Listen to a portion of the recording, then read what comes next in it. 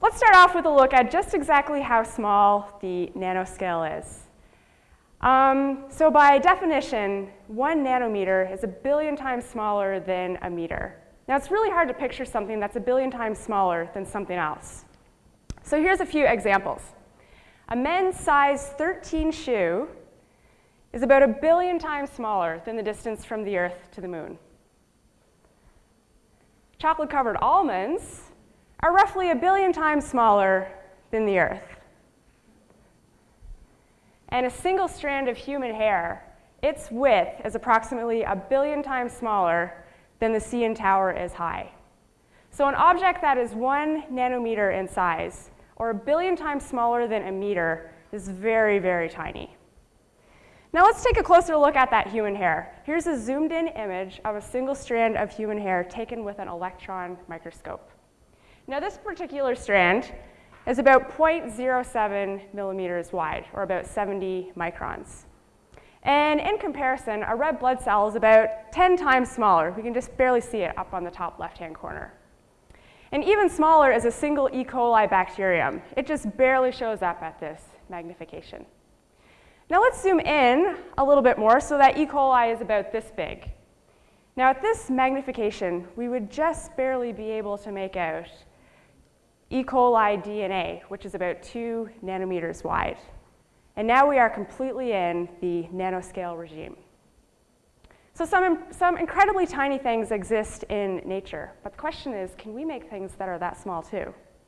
Well, let's take a look. Here's a penny, and we can make microchips that are smaller than that penny. And on those microchips, we can build hundreds and thousands of little moving parts. We can make gears, we can make ratchets, we can make folding mirrors, and so on. Now this particular gear is less than 0.5 millimeter wide, but yet it can still rotate just like the gears on your bike. And we can also make these gears almost as small as a single grain of pollen, which is the round yellow splotch in the bottom right-hand side. But we can't quite make them as small as red blood cells, which are the red splotchy things. Now, if we make these moving components a bit more simpler, like say a doubly clamped beam, so that's kind of like a mini skipping rope. It's attached at 2 ends and it can move in the center. We can make these smaller than a red blood cell. And in fact, we can even make them smaller than an E. coli bacterium. So let's zoom in on that a little bit. And if we use more advanced materials like carbon nanotubes, we can make devices that are even smaller than a single strand of DNA. So this nanotube is only about 1 nanometer wide. That's incredibly small. So yes, we can make things that are nano-sized. The question now is, what can we do with them? Well, let's take a step back and first look at what we can do with micro-sized objects. So these are objects that are smaller than a millimeter, but bigger than a red blood cell. Now, you might be surprised to know that these are already commercially available, and most of you probably already own one, and there's probably around at least 50 or so in this room right now.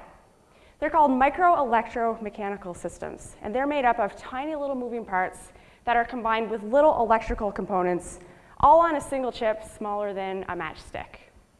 And one example of a place where they are used is in the airbag sensor of your car. So in your airbag sensor, there's a tiny little moving mass, less than a fraction of a millimeter in size. And when your car slows down, that mass jerks forward. And we can measure that with the onboard electronics. And then it triggers your airbags if you slow down too quickly. Another place they are used is in your smartphone. A chip similar to that is how your smartphone knows which way is up and then orients your screen accordingly. So let's go a little bit smaller. We can make features that are roughly the size of red blood cells. So let's see if this movie works. Perhaps not.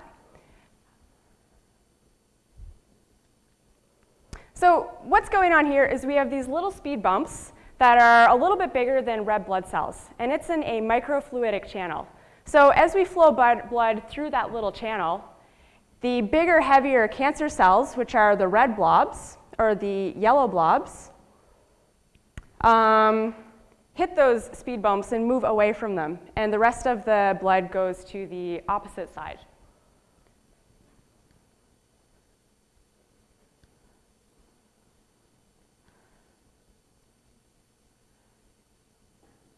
Okay, so we have the bigger, heavier cancer cells going to the right-hand side, and the heavier red and white blood cells going to the left-hand side. So if we combine this microfluidic channel with some onboard electronics, then we could detect cancer cells in the tiniest little sample of blood, and all in a package smaller than a credit card. So here we see it going. So we have our blood flowing on the left-hand side. The cancer cells, which are yellow, hit those speed bumps because they're bigger and heavier. And since those speed bumps are angled, it pulls them to the other side of the channel. So something like this is called a lab on a chip. And you may have already seen one in action on an episode of CSI. So let's go a little smaller. Let's go to a nanoscale object. And this wasn't the slide that I meant to have here, since this is my old presentation. But we'll just keep it there for now, and I'll talk about that a little bit later. So if we go to the nanoscale, we can make tiny little moving parts, and one of the most simplest is the nanocantilever beam.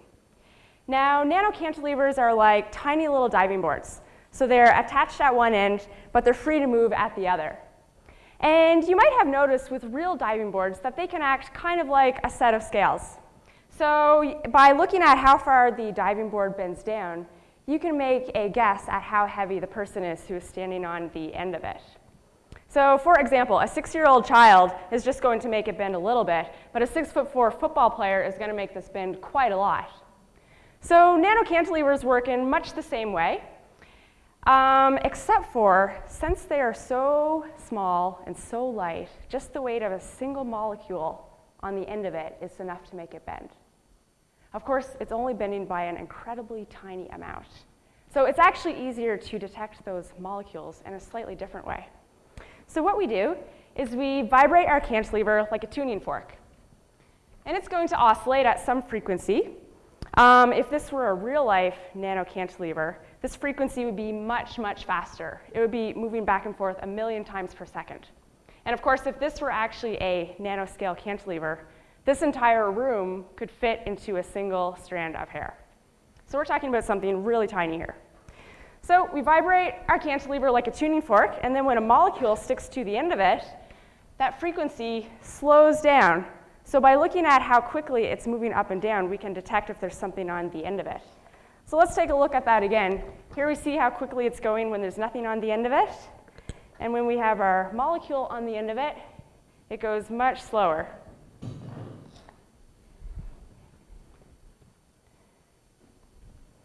So this sounds really promising. We can make tiny little cantilevers that are sensitive to individual molecules.